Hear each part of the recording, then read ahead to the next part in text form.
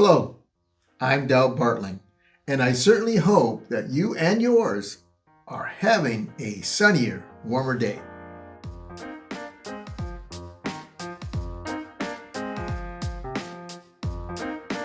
Well, the older I am, the more that I think. It continues.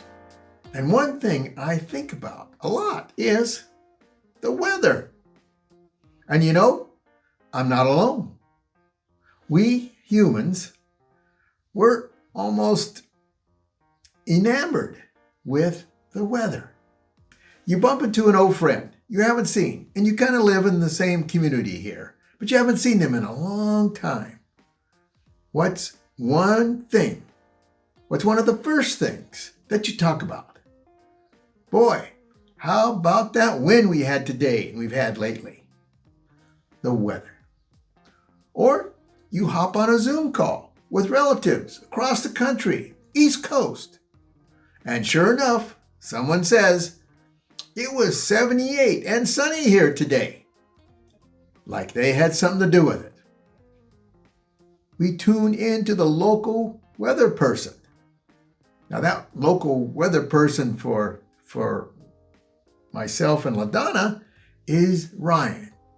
And Ryan also goes to our church. Now, if you want to talk about the weather, you talk to Ryan.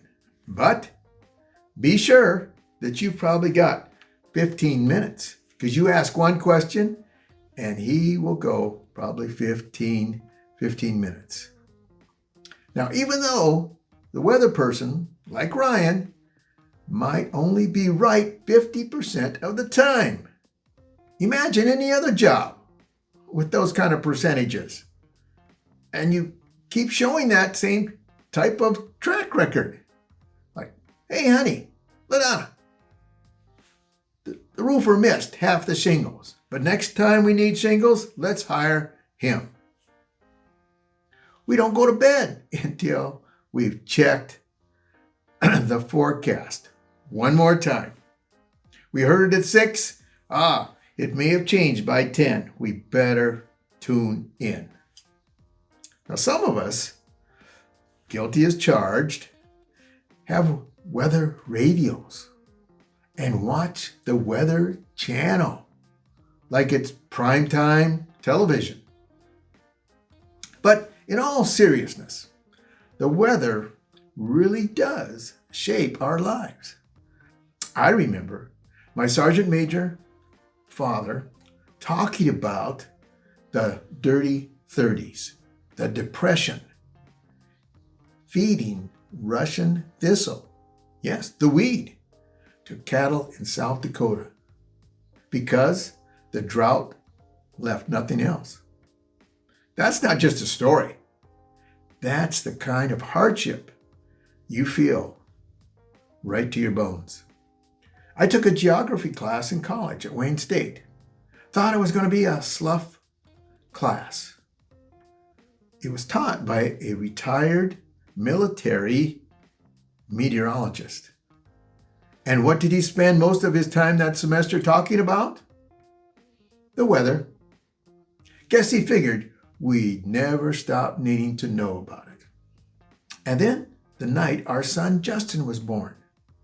You see, a tornado warning in Des Moines, Iowa. That night, nurses were wheeling mothers into the hallways, followed by the fathers, because of all the glass in the windows. Not quite the peaceful birth experience we were expecting.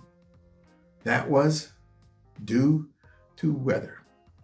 The very next year, a tornado destroyed many homes in DeSoto, Iowa, including ours. Just like that, it was gone. The weather. We were in Florida during Hurricane Andrew, driving to the airport, just trying to get out. You could barely see folks only 2 feet ahead of your hood. We were one of the last flights out of Tampa. The weather. And right here in South Dakota, one October, in the fall, We had a heavy, wet snow, a massive pine tree in our front yard. It fell under that weight. Had it fallen in the other direction, we wouldn't be able to sit in our home like we do today. The weather. And don't get me started on the hail.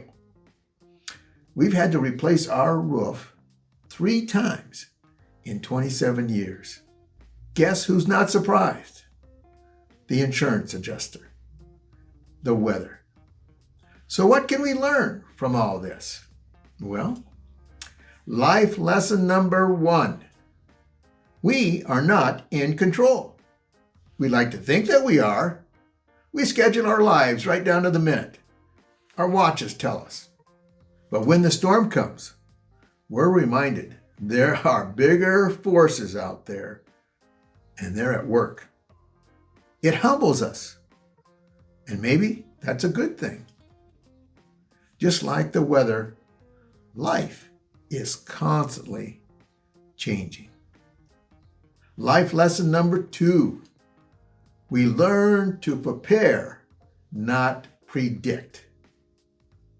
You can't stop a tornado, but you can have a plan. You can't hold off the hail, but you can reinforce your roof. In life, we can't always prevent the hard things, but we can prepare ourselves to face them. Life lesson number 3. After every storm comes a sunnier, warmer day. Now it may take time. The cleanup may be long, but the sun does shine again. And that gives us hope.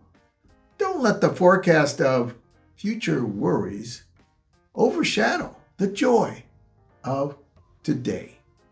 So today, whether you're dealing with sunshine or hail, a drizzle or a downpour, I hope you'll take a moment to reflect. Because life, like the weather, is always changing. And if you stick with it long enough, I promise you'll see a sunnier, warmer day. And remember, I'm rooting for you. Yes, I am, because we're in this together. And blessed are they who ease the pain of misfortune, maybe because of the weather, for they shall be called insurance agents. You take care.